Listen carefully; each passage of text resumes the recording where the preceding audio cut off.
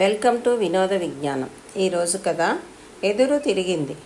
పూర్వం మిథిలా దేశాన్ని మందభాగ్యుడనే రాజు పాలిస్తుండేవాడు. అతడు ముక్కోపి, గర్వి, యుక్తాయుక్తాలు సాధ్యాసాధ్యాలు ఆలోచించకుండా ఏ క్షణంలో ఏది తోస్తే అది రాజాజ్ఞగా ప్రజల మీద ప్రయోగిస్తూ ఉండేవాడు. ఒకనాడు మందభాగ్యుడు రాజప్రాసాదపు ఉపరిభాగాన చల్లగాలికి ప్రచారాలు చేస్తూ క్రింద రాజవీధిని నడుస్తూ ఉన్న అశేష జనాన్ని, వాళ్ళు ధరించిన రకరకాల దుస్తుల్ని పరీక్షగా చూశాడు. వెంటనే అతనికో ఆలోచన తట్టింది. మంత్రిని పిలిపించాడు. మంత్రివర్య అన్నాడు రాజు.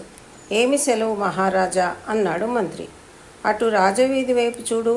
ప్రజలు ఎవరికి తోచిన విధంగా వాళ్ళు ప్రవర్తిస్తున్నట్టు కనపడుతున్నది. ఇది సహించరాని విషయం. ధరించే దుస్తుల నుంచి ప్రతిదాన్ని అందరు ప్రజలు ఒకే విధంగా అనుసరించాలి. ఆహారం, మాట్లాడే భాష, కొలిచే దైవం అన్నీ ఒకటిగానే ఉండాలి. ఇది మా ఆజ్ఞగా తక్షణం మన రాజ్యమంతటా చాటించండి అన్నాడు. వేషభాషల్లో, తిండి తిప్పల్లో, భక్తి వైరాగ్య విషయాల్లో ప్రజలందరినీ ఒకే అచ్చుల్లో తయారైన బొమ్మల్లా చేయడం సాధ్యమయ్యేది కాదని మంత్రి రాజుకు మనవి చేశాడు. ఓహో, రాజాజ్ఞకు తిరుగులేదన్నాడు మందభాగ్య మహారాజు. 2-3 రోజులు గడిచినాయి. తను మంత్రికి ఇచ్చిన ఆజ్ఞను సరిగా చాటింపు వేయించాడో లేదో, ప్రజలు వాటికి బద్దులై ప్రవర్తిస్తున్నారో లేదో తెలుసుకోవాలనే కోరిక మందభాగ్యరాజుకు కలిగింది.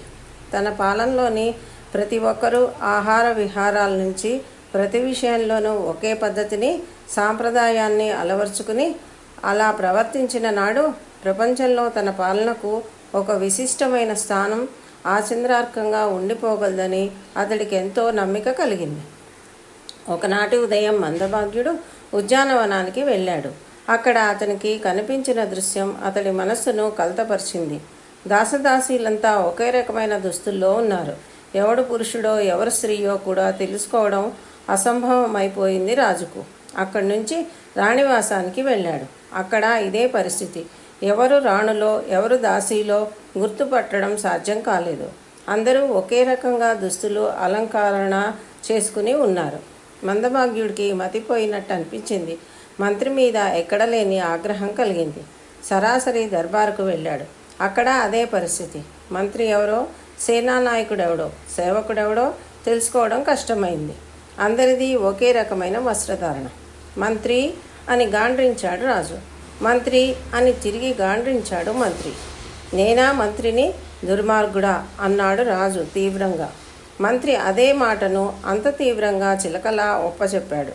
మందభాగ్యుడు తన అవివేకతకు ఎంతో సిగ్గుపడ్డాడు. మారు పలక్కుండా తన భవనానికి తిరిగి వెళ్ళిపోయాడు.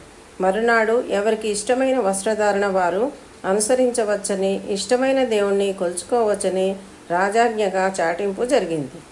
ఫ్రెండ్స్, కథ మీకు నచ్చితే షేర్ చేయండి, లైక్ చేయండి, సబ్స్క్రైబ్ చేసుకోండి. Thank you.